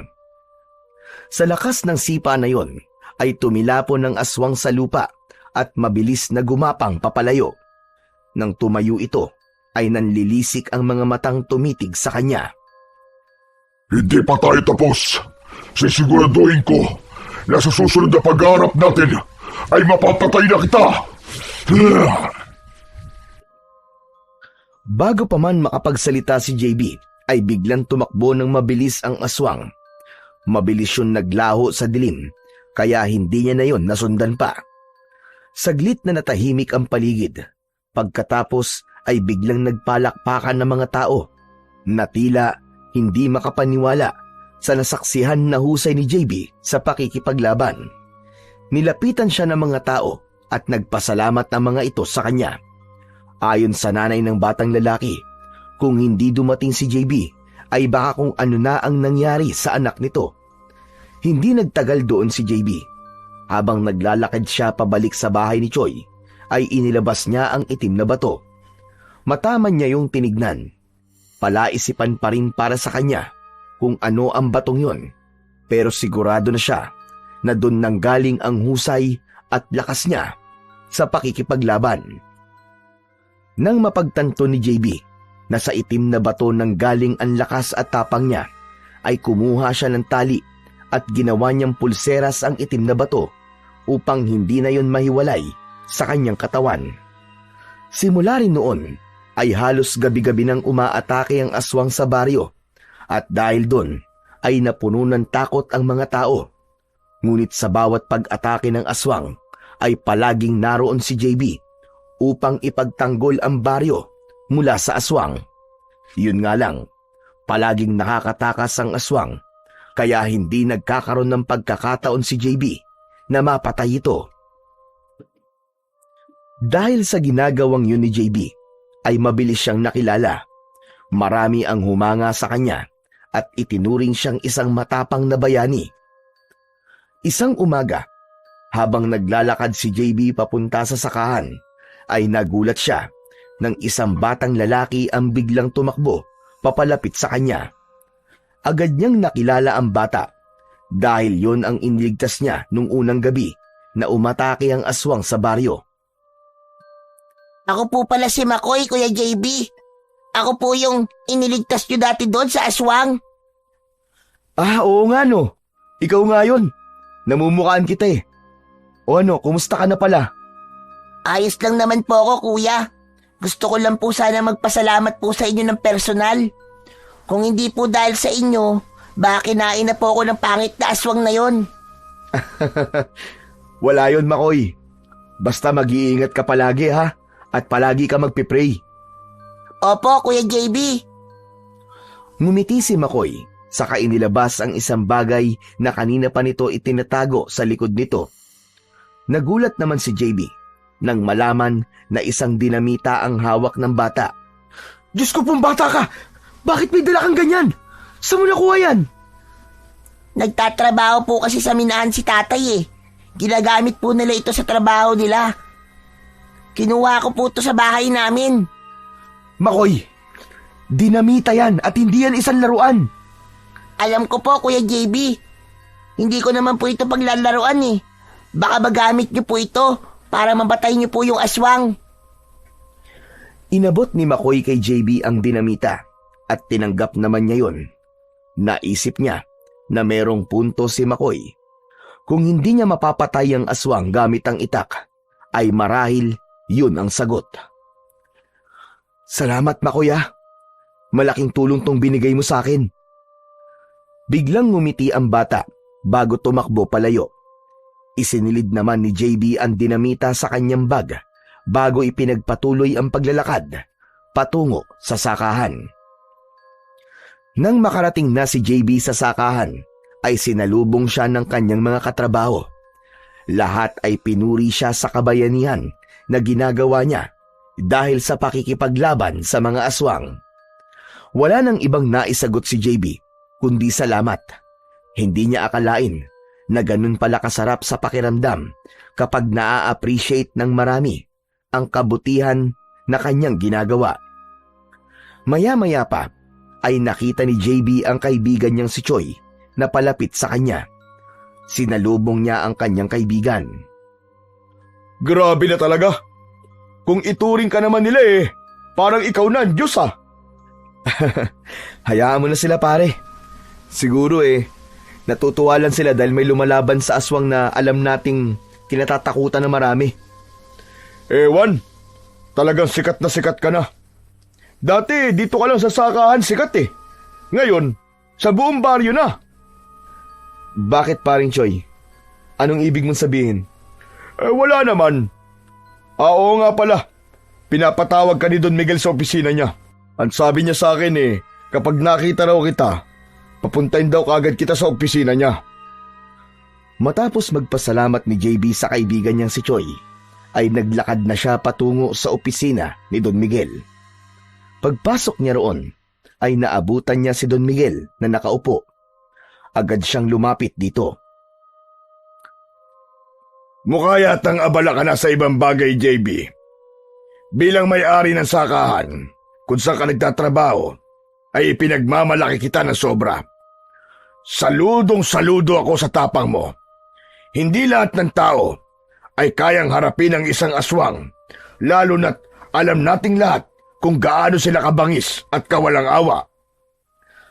Don Miguel, ginagawa ko lang naman po ang alam kong tama. Lalo na't may kakayahan naman po akong tumulong. Tumango si Don Miguel habang bakas sa muka ang paghanga. Ngunit agad itong naging seryoso makalipas ang ilang sandali. Maiba ko, JB. Kumusta na ang pag-iimbestiga mo sa nawawalang pera? Pasensya na po, Don Miguel. Hindi ko na po masyado natutukan ng pag-iimbestiga Sa ngayon po, mas inuuna ko po ang aswang. Pero kapag napatay ko na po siya, itutuloy ko po ang paghanap sa nagnakaw ng pera nyo. Naiintindihan ko. Sige, unahin mo muna yung aswang na yan. Yan naman talagang importante dahil buhay ng mga tao nakataya. Tumango si JB. Alam niyang may pananagutan pa rin siya kay Don Miguel dahil pumayag siya sa trabahong ipinapagawa nito. Ngunit nagpapasalamat siya na malaki ang pag-unawa nito sa kung anong bagay ang mas dapat niyang pagtuunan ng pansin. Sa mga lumipas pang mga araw, ay tuluyan ng nagbago ang buhay ni JB. Sa umaga, ay abala siyang nagtatrabaho sa sakahan ni Don Miguel. Ngunit pagsapit ng gabi, ay nag-iiba ang kanyang papel at nagiging tagapagtanggol na siya ng baryo mula sa aswang. Tuwing sasapit ang dilim, ay nagbabantay siya sa paligid habang tangan ng itak at ang itim na bato mula sa bulalakaw.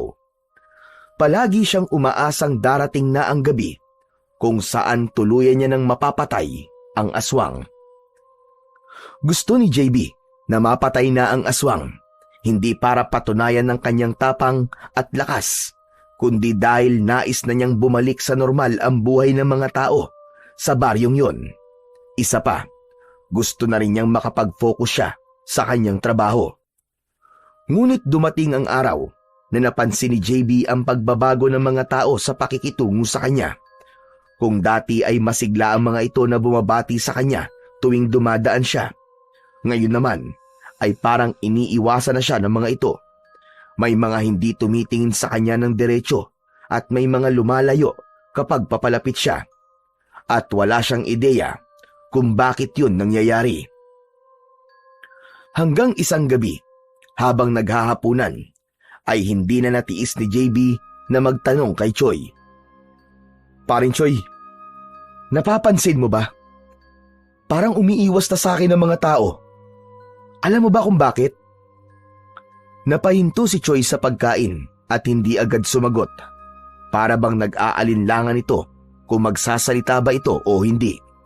Bakit pa rin, JB? Wala ka bang alam sa kumakalat na chismis ngayon dito sa baryo? Anong chismis, paring Choy? Sa dami kasi ng ginagawa ko, wala na akong oras para sa mga ganyang bagay May kumakalat na balita na isa kang aswang.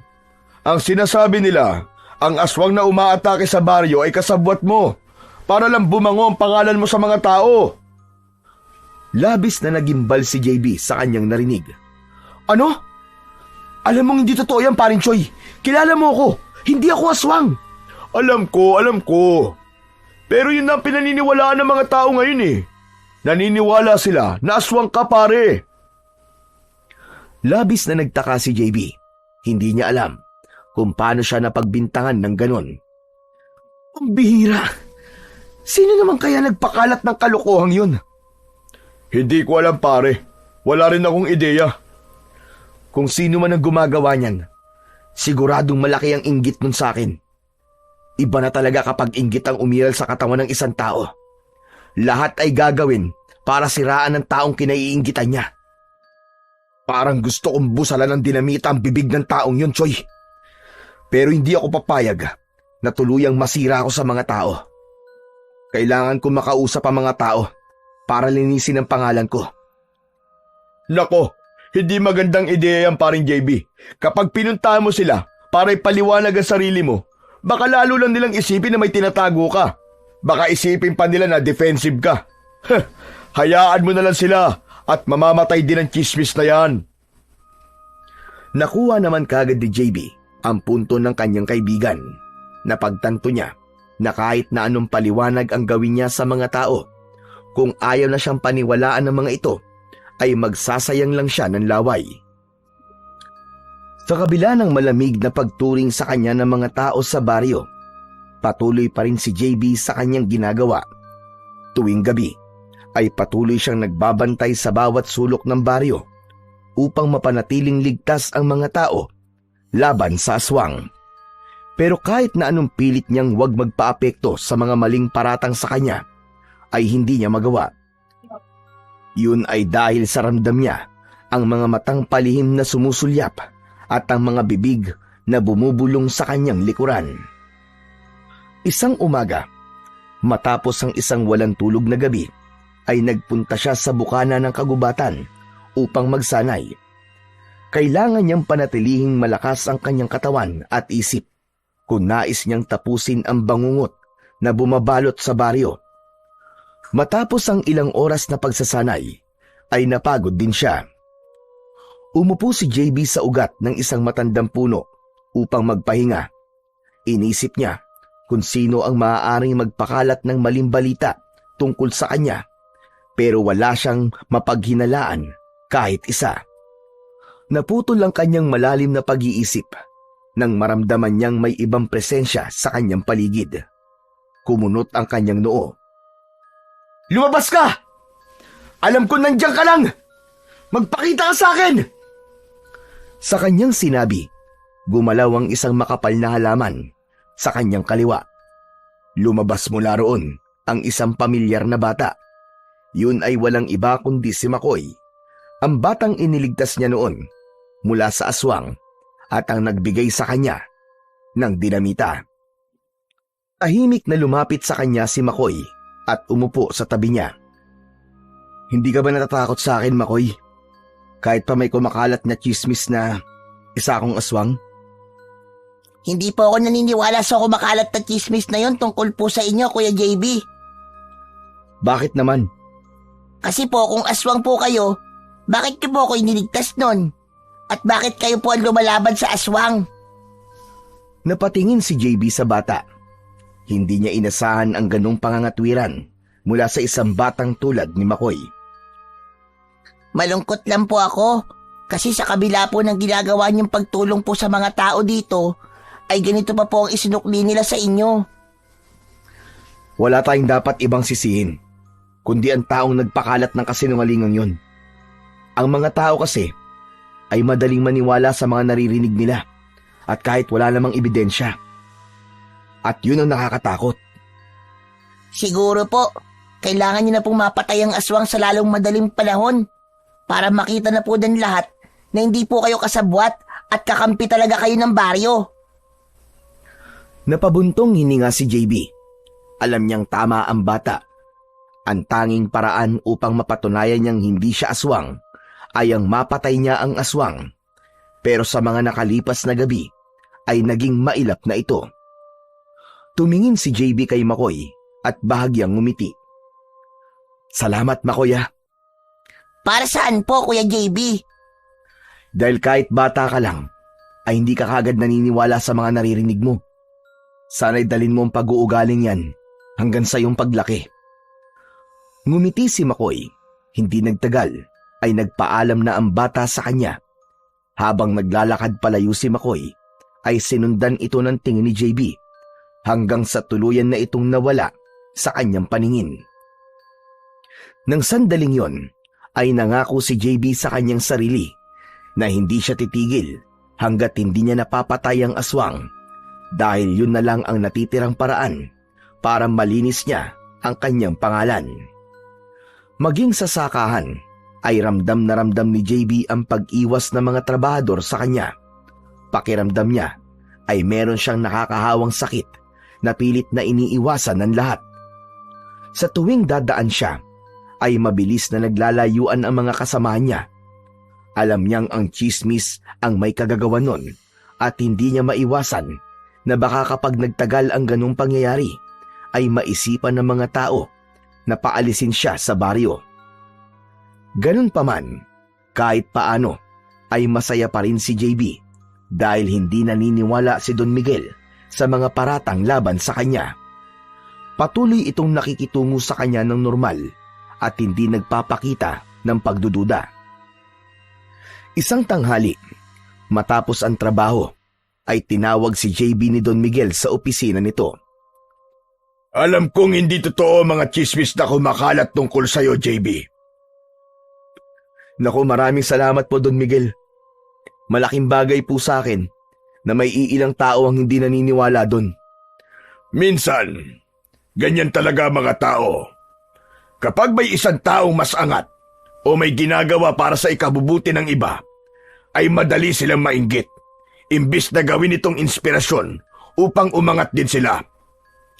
Pero tandaan mo to, JB, ang katotohanan, kahit na gaano pa katagal na itago, ay lalabas at lalabas rin sa tamang panahon. Nag-init ang dibdib ni JB sa sinabi ni Don Miguel. Pakiramdam niya ay mas lalo siyang lumakas at nagkaroon ng determinasyon na malinis ang kanyang pangalan. Ituloy mo lang ang ginagawa mo, JB. Alam kong hindi ka titigil hanggat hindi mo napapatay ang aswang na yon. Opo, Don Miguel. Sa ngayon po, ayun talagang gusto kong mangyari. Pagsapit ng hapon, ay pagod na umuwi sina JB at Choi sa bahay. Pagdating nila roon, ay kumuha ng pera si Choi at nagpaalam kay JB. Paring JB, labas muna ako ah. May bibilin lang ako sa tindahan.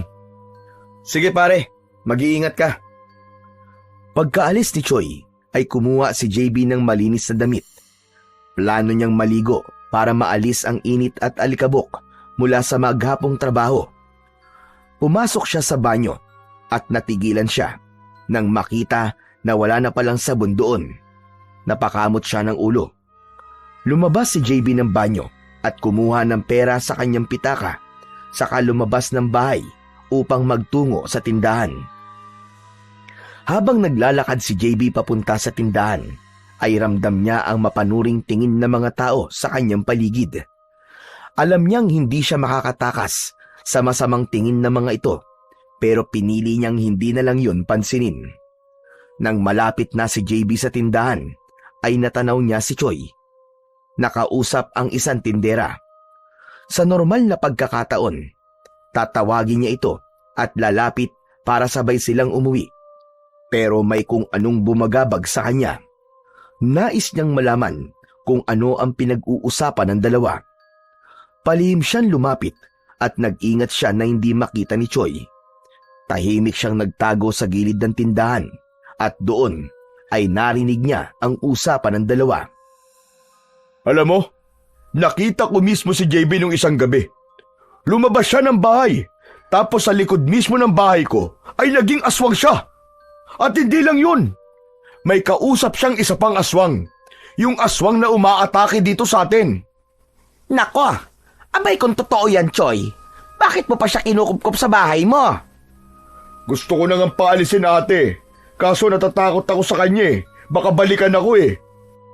Alam mo na, baka magalit siya sa akin kapag pinaalis ko siya. Hindi niyo ba napapansin? Bakit hindi pa rin niya napapatay yung aswang kahit gabi-gabi siyang nagbabantay? Kasi naman, magkakampi sila Magkasabwat! Halos magdilim ang paningin ni JB. Hindi siya makapaniwala na kaibigan niya ang siyang sumisira sa kanya. Sigurado ko, pag nakuha na niya ang loob ng mga tao, ay madali niya na maitatago ang pagkaaswang niya. Mas madali na siya makakapatay dahil hindi na siya pagdududahan. Malas lang niya kasi nalaman mo ang totoo. Hindi niya matutuloy ang plano niya. Napakuyom ng kamao si JB. Gusto niyang sugurin si Choi at kumprontahin ito sa lahat ng kasinungalingang sinasabi nito. Pero hindi niya ginawa. Mas pinili niyang umalis at lumayo. Hindi niya na kayang marinig ang iba pang kasinungalingan na lalabas sa bibig ng kaibigan. Habang naglalakad palayo, ay bumigat ang dibdib ni JB. Hindi niya maunawaan kung bakit ginagawa ni Choi sa kanya. Akala niya ay magkaibigan sila. Akala niya ay nasa panig niya ito. At sa puntong yun, napagtanto niyang hindi lang aswang ang kalaban niya, kundi pati na rin ang mismong tao na itinuring niyang isang kapatid. Kinagabihan, sa hapagkainan, ay tahimik si JB habang panay naman ang kwento ni Choi tungkol sa kung ano-anong bagay. Matiim siyang nakatingin kay Choi habang sa hindi na niya napigilan ang kanyang sarili. Paano mo nagagawa makipag-usap sa akin ng ganito, Choi? Gayong ikaw pala nagpapakalat ng chismis sa isa kong aswang. Biglang natigilan si Choi. Bumakas ang gulat sa mukha nito, pero hindi naglaon. Ay pagak itong tumawa. Anong sinasabi mo? Hindi ko alam ang pinagsasasabi mo, pare. Narinig ko ang pinag-uusapan niyo ng tindera kanina sa tindahan. Alam kong ikaw ang nagpapakalat ng lahat ng kasinungalingan tungkol sa akin. Bakit? Bakit, Choi? Anong dahilan mo? Naiinggit ka ba sa akin? Sino nagsabi sa'yo na naiinggit ako sa'yo? Dahil ba kay Don Miguel? Dahil naging malapit ako sa kanya? Biglang bumakas ang galit sa mukha ni Choi. Tumawa ito ng mapait bago tumingin ng diretso kay JB. Siguro nga panahon na para malaman mo ang totoo. Oo, tama ka. Ako ang nagpapakalat ng chismis sa isa kang aswang. Alam mo kung bakit? Dahil masyado kang pabibo sa sakahan. Dumating ka lang dito, nakuha mo na kagad ang loob ni Don Miguel.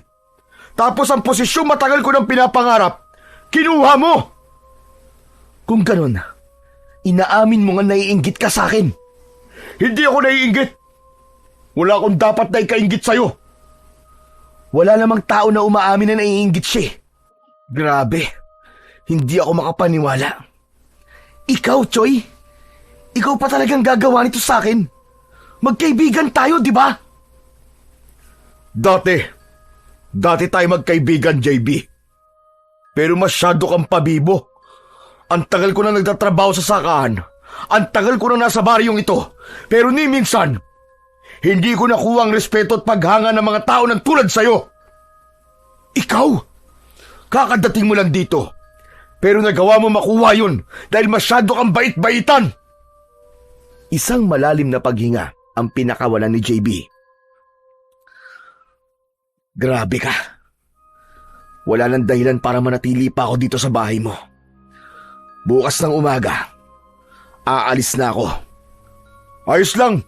Tama yan. Bumalik ka na lang sa Maynila. Sa bahay mo lang ako aalis, Choi. Pero hindi sa baryong to.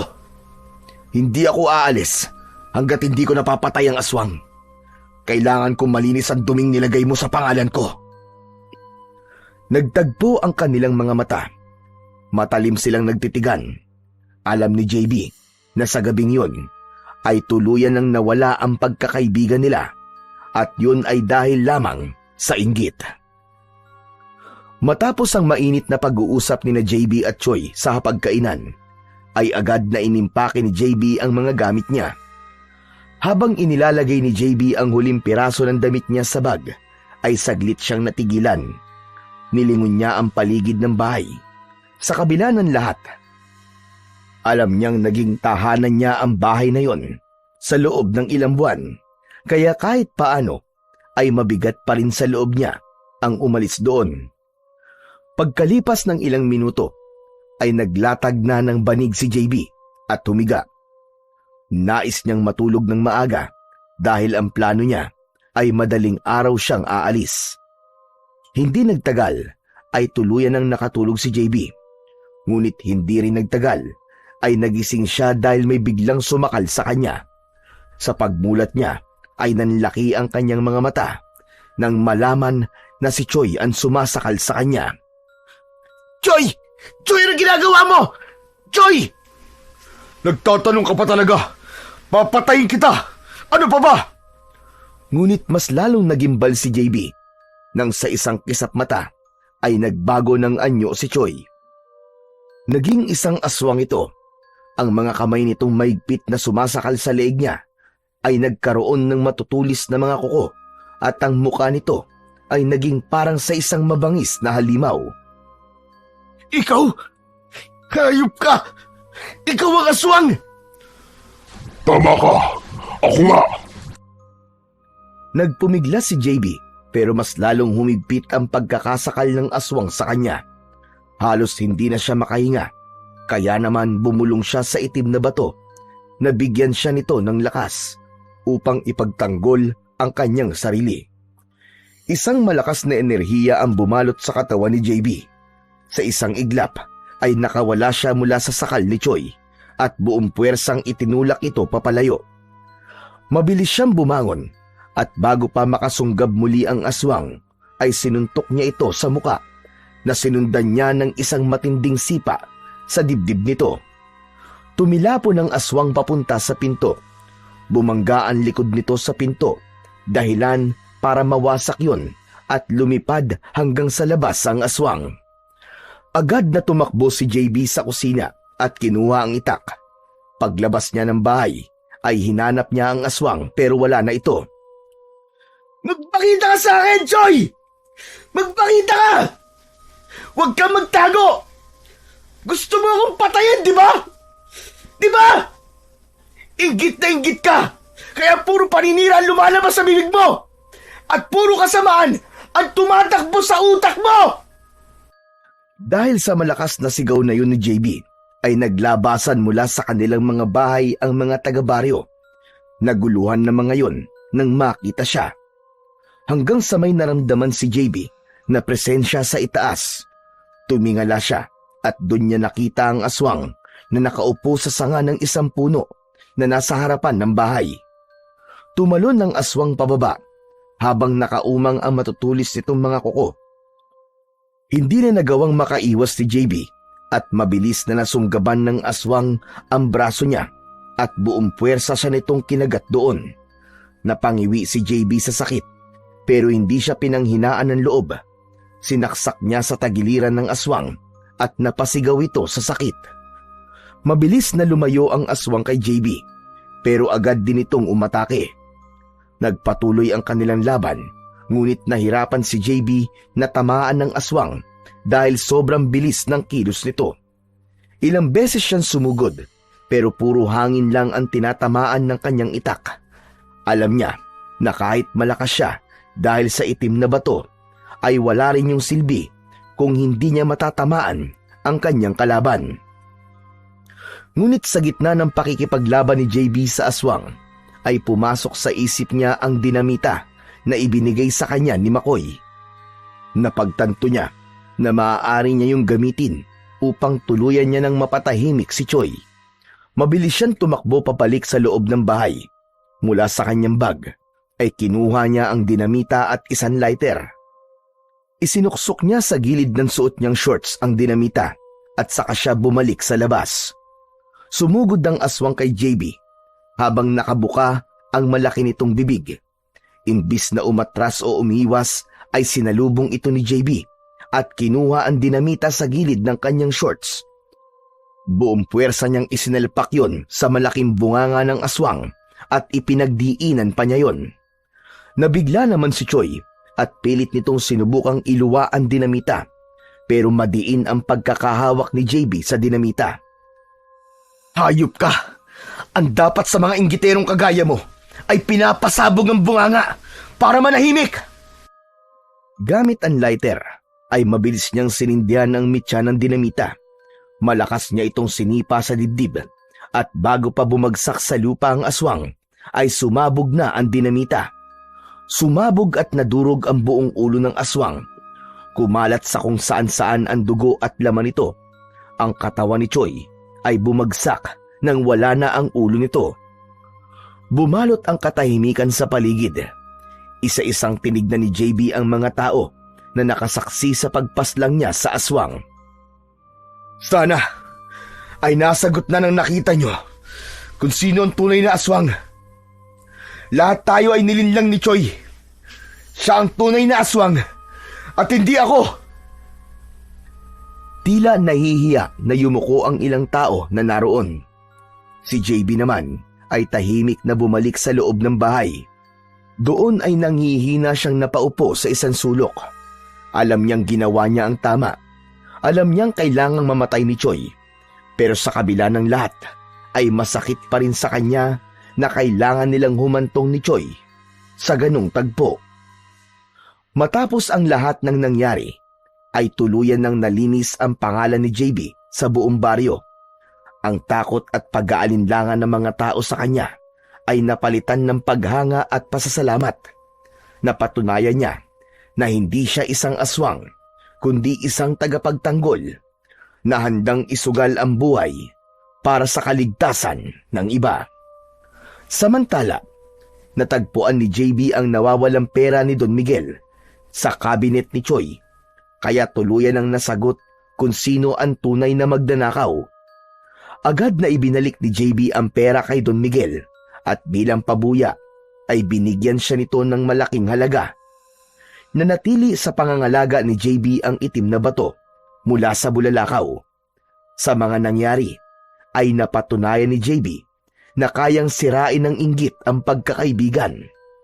Natutunan din niya na sa halip na mainggit ay dapat matutong magsikap at magpahalaga sa kung anong meron ka. Dahil sa huli, ang kasamaan ay may katapusan at ang katotohanan at kabutihan ang siyang laging mananaig.